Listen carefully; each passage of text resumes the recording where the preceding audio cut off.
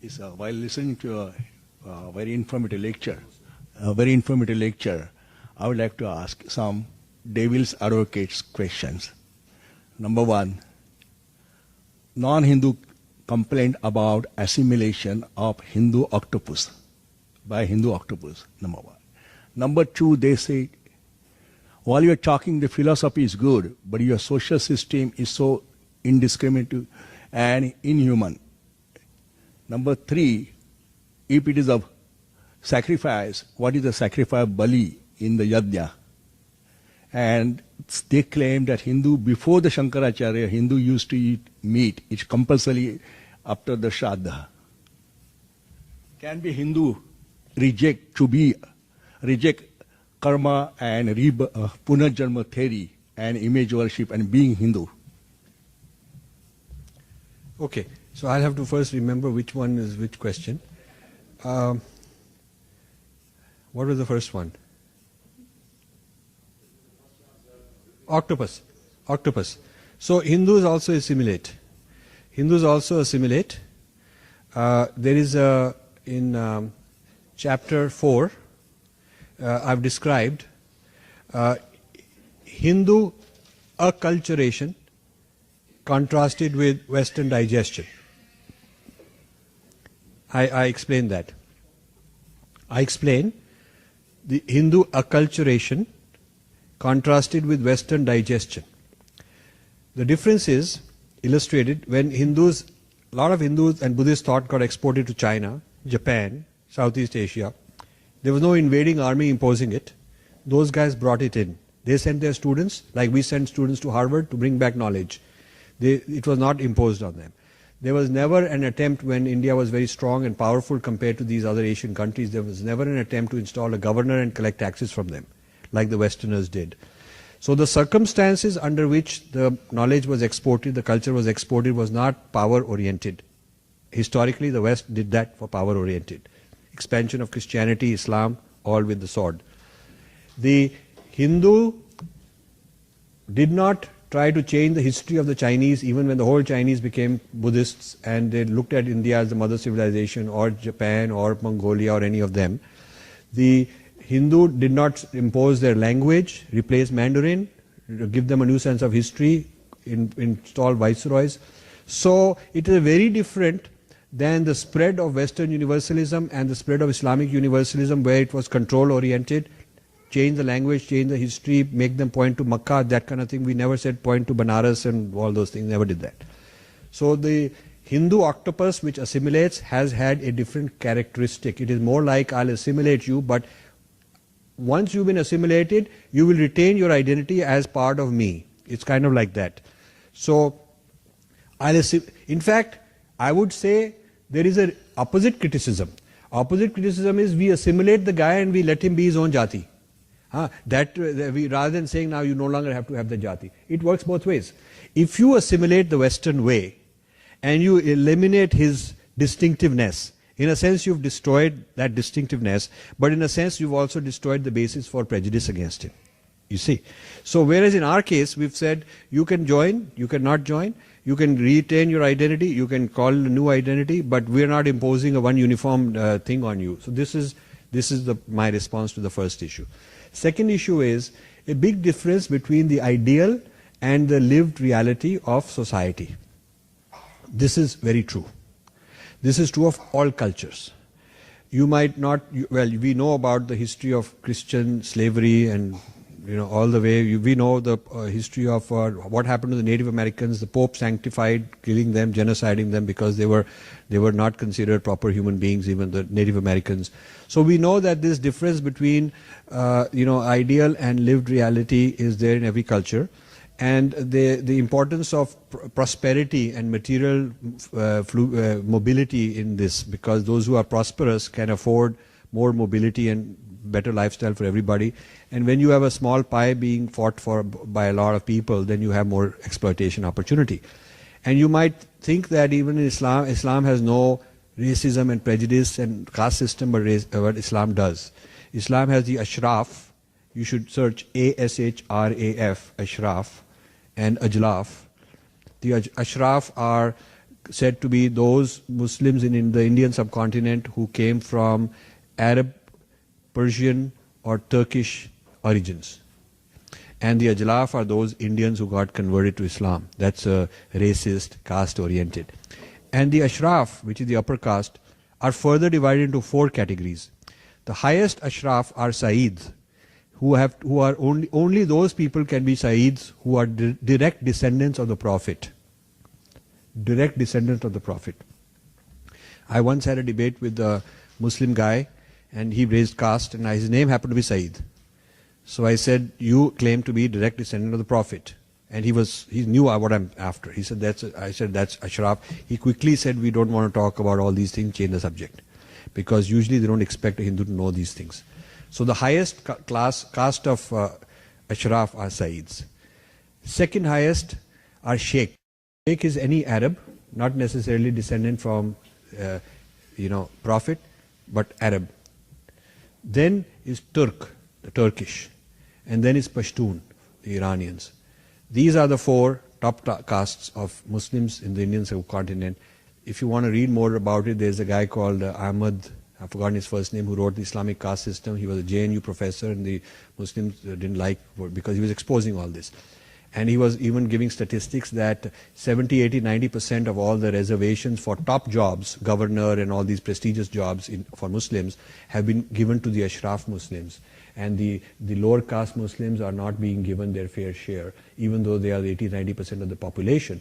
They have 10, 20% of the reservations. And all these are Shabana Azmi and her husband, all these guys, big fighting human rights, they're all Ashraf. Yeah, okay. So this is the Ashrafization of Islam in India. That is a topic which is taboo. You will not get a job if you write a PhD on this, or you go to some conference and submit a paper, they'll throw you out. They don't want to hear these things. But this is true. So I'm not defending, we can't defend ourselves by saying everybody has got the same problem. If I have a disease, it doesn't mean that you have it too, it helps me, We have to solve our problem. But we have to realize that human culture, human civilization is far from perfect in its ancient sense. We have to progress, advance, clean up our act. Others have to do their own cleaning up of their act. We are not a perfect civilization in terms of how we have implemented it. And no Hindu rishi has claimed that we have ever had certainly in the Kali Yuga, that we've had a society where everybody is enlightened and everybody is sattvic. I mean, the whole idea is that there's tamasic people, there's rajasic people, and they all have to be helped and moved up. So human culture and human society also reflects the different grades and different qualities of individual guna that exist. And we have our share of problems because of that, as do others. So that is this one. What was the next one? Yeah. Okay. We've had, the thing about Hinduism is, you will find something or other in a text or in a practice of every kind there is. Every practice that anybody has done in the world, you will find something or other in Hinduism also. And this is because Hinduism, like an encyclopedia, keeps adding new knowledge without expunging, eradicating, eliminating old knowledge. There's a difference between knowledge accumulating into encyclopedia. The first Encyclopedia Britannica in the 1700s, I am told, was 3 volumes, and then it kept knowledge. So you add more knowledge. So this is the Hindu approach.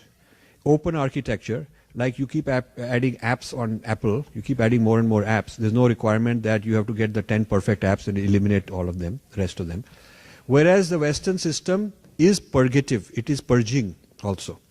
So in our system, we have no central authority that is required to purge. We believe that human consciousness is at all levels, from very useless, bad type to all very advanced human consciousness, because the divine has manifested and is evolving. So you will find people at all these levels. And you will find mention of all these practices, and you will probably find some weird guy somewhere doing it also. You will go to Nepal and they're doing some sacrifice, some goat sacrifice, whatever they're doing. So Hinduism has many, many beliefs, many, many ideas, sanctified or not sanctified. Some are practiced but not interpreted. That is very true. The situation is very different in a centrally controlled, canonized, standardized, one book, one history approach. You see, if I'm having problems in my family because I've made rules and regulations and bylaws which say this is how we will do things, I have made it official policy that that's how things are going to be, then that kind of problem as a result of that is of a certain kind. In your family, you haven't made any such thing. You've given people a lot of freedom, and a lot of people are doing some things, different things, and some of them are doing bad things also. You too have the problem, but I cannot say it's the same kind as mine. This is a very different problem. So that is my view on that. And the final question?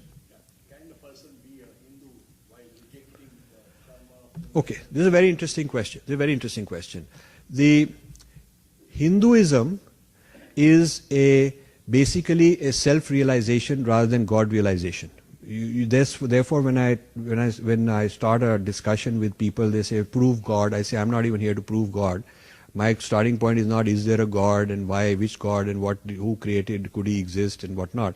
That is the way the Abrahamic traditions start the discussion on religion. They started on God. Chapter 1 is always on God. And I start with who am I? And so I ask the person in the audience, do you have doubt that you exist? And nobody wants to doubt that he exists. So at least we got one thing going, that some kind of I exists. The question is who is this I? The only question is who is this I, but there is no doubt that there is some kind of I.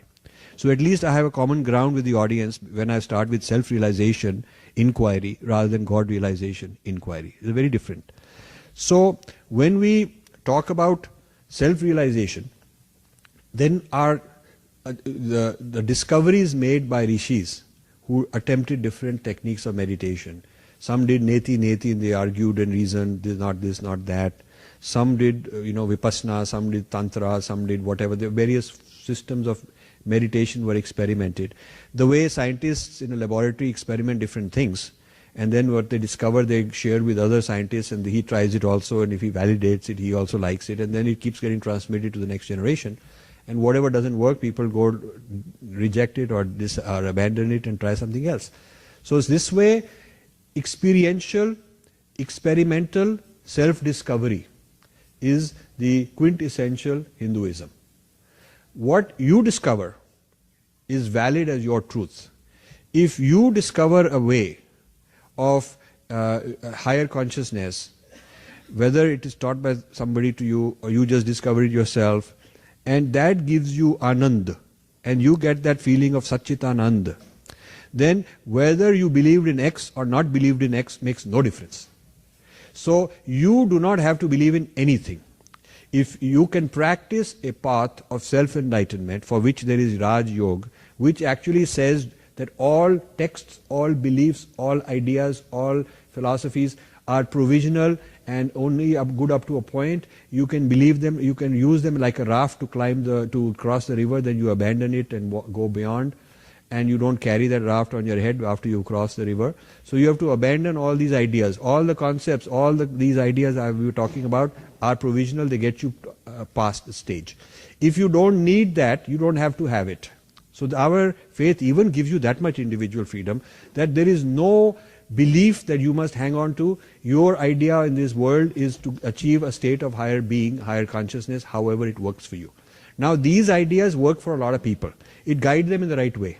It avoids them certain problems. It gives them a certain sense of coherence about the world. It gives them a sense of explanation and logic to the world, and it works for them. But many rishis did not have any such starting assumption or axiom, and they did just fine. So Hinduism does not box you into even these articles.